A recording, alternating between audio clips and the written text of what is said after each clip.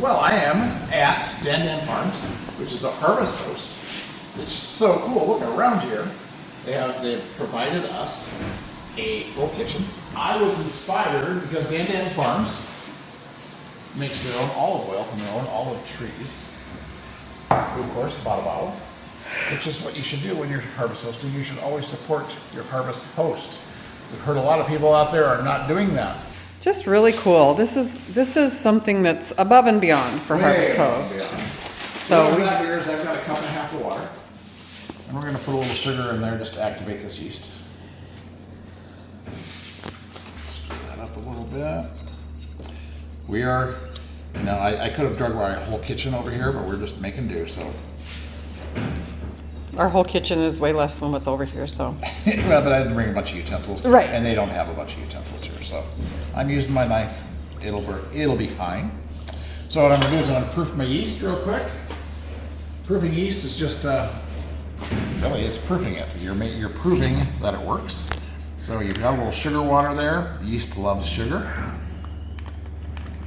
and that's how they make alcohol. In case you didn't know that, yeast eats sugar and basically poops alcohol and gas. And for bread, for bread purposes,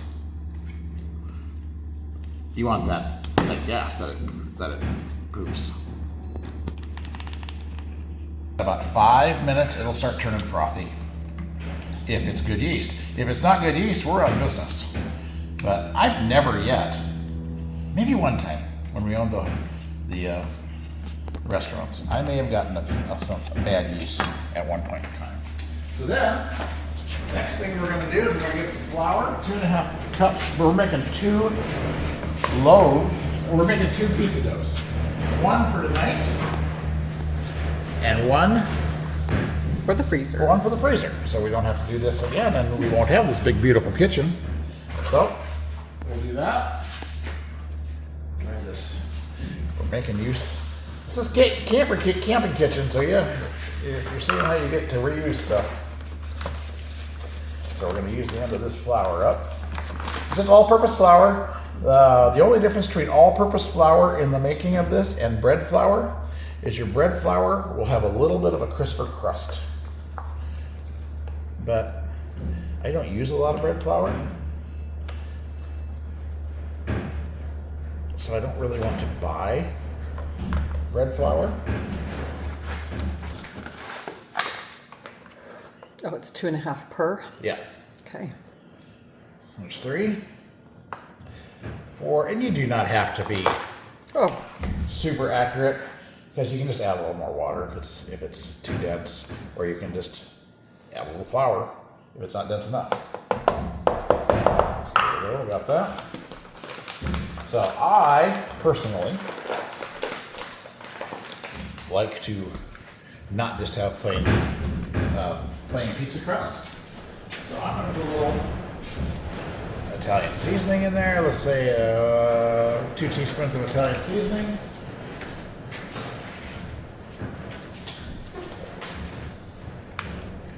Again, I do not have utensils. I'm going to put some fresh cut garlic in there. And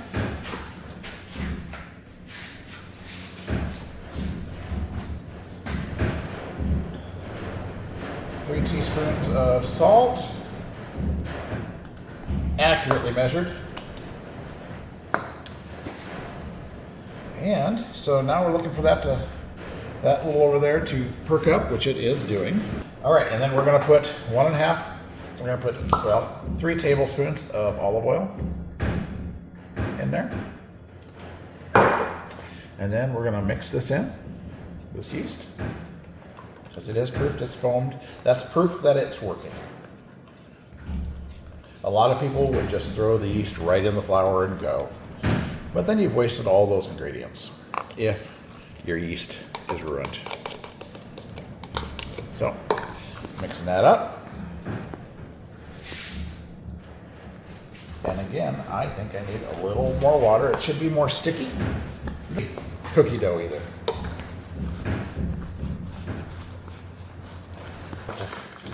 Clean this up a little bit. dump this out on it.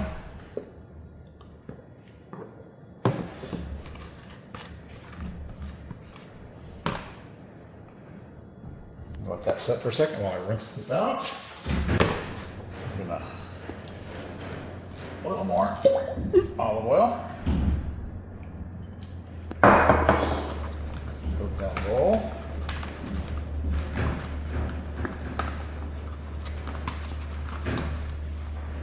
All right, and we're gonna knead this just a little. Make sure that all of our ingredients are mixed in there good. And that it should be just a little bit tacky, which it is. It's sticking to my fingers a little bit. Not totally tacky, but a little tacky. Mix that in there. Make sure all of our yummy garlic and we're gonna let it raise as one right in this bowl. And we're gonna come back and it needs to double, and then we're gonna split that in half. We'll have some saran wrap. We'll wrap up the one dough and throw it in the freezer. And other than that, we'll be off making pizza. All right, so next we are making the simplest of all tomato sauces, if you will. We're making a margarita pizza.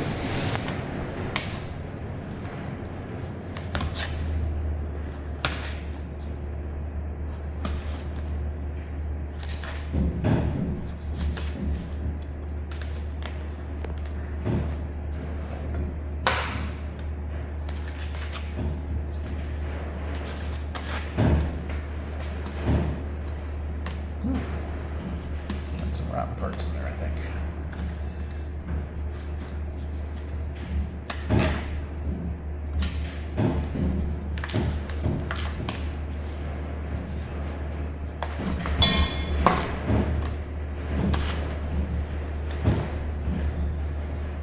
So what you're looking for is, I don't know, 3/4 inch chunks about 1/4 of an inch thick. And maybe we won't use it all, but I think we probably will.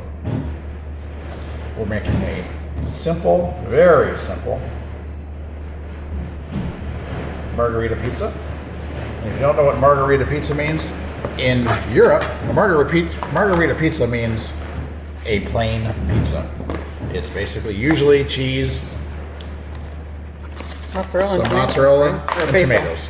Basil. Basil, I think, is more of an American. Oh, is it? Yeah. It's delicious, and I love it.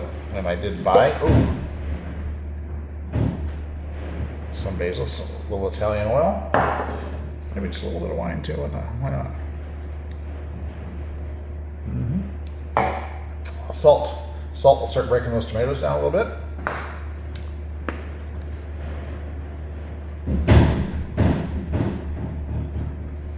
Like that. A spoon. My one and only spoon. Look at that yumminess right there.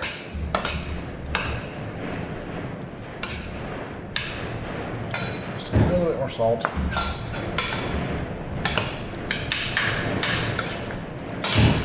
A little bit more wine. And you see how that's making nice tomato sauce over there? I don't know, Susie, you tell me. Oh, yum. Yeah, we forgot one thing though. Where's my garlic at? Right here. We're not going to cook it. No more salt. No. We're not going to cook it. It's just going to sit here and break those tomatoes down while we proof our bread. I'm going to put it on top of the stove just in case there's a little heat. The stove is on proofer right over here. The stove is on proof, so it's at 95 degrees, so it's going to proof that stuff for me really well. So all that's left to do is go drink wine for half an hour, 45 minutes. Let that proof, that bread rise and proof. Clean up our mess, and we will come back and make a delicious, delicious pizza. Okay. All right. So we've got our sauce up here. It's been just melding, those flavors melding. Let me taste a little bit. Looks good. Want to taste? Oh my gosh. Yeah. Oh my gosh. Oh my gosh. I'm That's- gonna have a chunk of tomato. A cross between gush and goodness. Oh yeah. That's amazing. Okay, so we're gonna put our pan over here. We are gonna. I like the egg rack. Yes. We are gonna put some flour out, some basil leaves.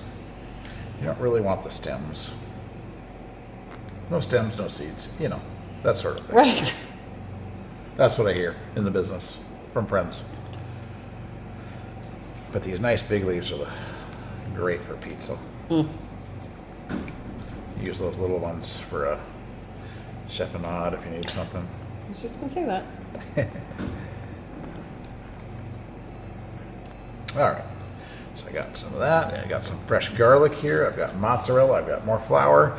So let's go in here and check this out. Oh. Look at that. That's more than doubled in size, but that's okay. That's because we put it on the proof. So now we want to put this oven 450 degrees. All right. Smell that. So now all we want to do is just gently deflate.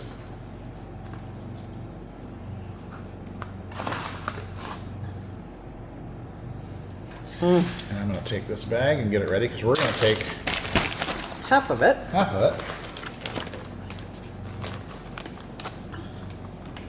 You don't really want to mess with the dough. The longer you mess with dough, the tougher it gets. So we're just going to put that in here, put it right here in that bag, and we'll seal that up later. All right, so now we're going to pull this out and just gently knead it a little bit.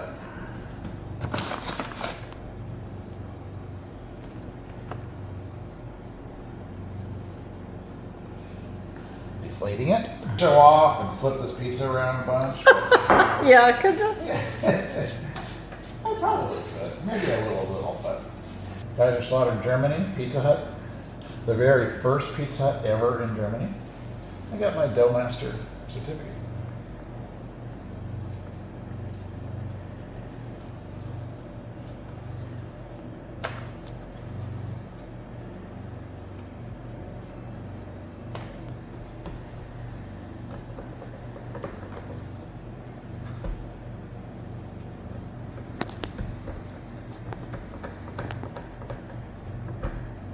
Just spread that, keep pushing it out till you get to the edge of your pan. This is not a pizza pan. We are campers, we don't have a pizza pan. We don't even have an oven. We don't even have an oven. We have a Ninja 7-in-1, which we could cook this in, no problem. But since there's a beautiful oven here, why would we not take advantage of that? And not heat up our house. Yes. So as you can see, it's starting to spread out nicely. Okay, so what I do like to do though, did I leave the knife over here? I did. If I had a fork, I would do it with a fork. But pop some holes. We have there's some natural holes in there. And this way, what you're doing is you're keeping it from inflating too much in the oven. All right. So now we'll take our sauce. Dump that on there. Not cooked at all. No. Spread those tomatoes out. Oh my gosh. Yeah. My mouth is just watering.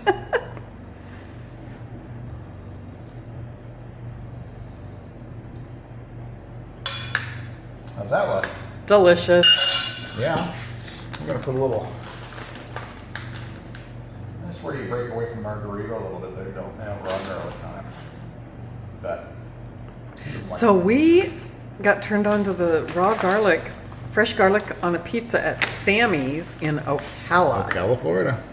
What was our favorite pizza? I can't remember now. I can't remember either, but it had. raw It had garlic on it. fresh raw garlic on it. So you just put your basil leaves. You want to make sure at least every piece that you would slice would have a piece of basil on it. Okay, so that looks pretty good. Put our cheese on there. Cheese balls. These are matzo balls, mozzarella balls, not matzo balls. Mozzarella pearls. Pearls, yeah. You could do slices. You could do whatever you want. But these are going to melt into just yummy little pieces of heaven on this pizza. I just want to eat the tomatoes. Yep. Looks like a tomato salad. And I'm just going to put all this cheese. Can you get too much cheese on a pizza? Nope.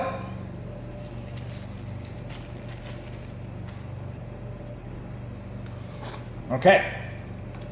Last but not least, a little swizzle A drizzle? of olive oil. Okay.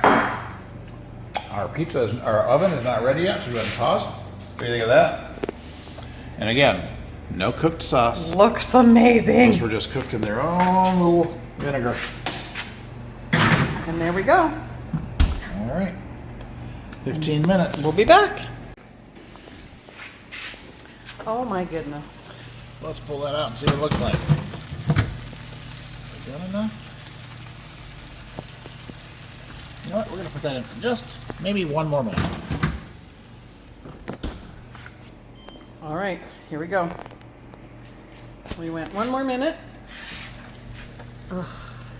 Well, if you could smell this, Wish we had smell-o-vision. if this was smell-o-vision, you would be saying, send this pizza to me. Look at that. That is beautiful. Tell me that does not look like a beautiful margarita pizza.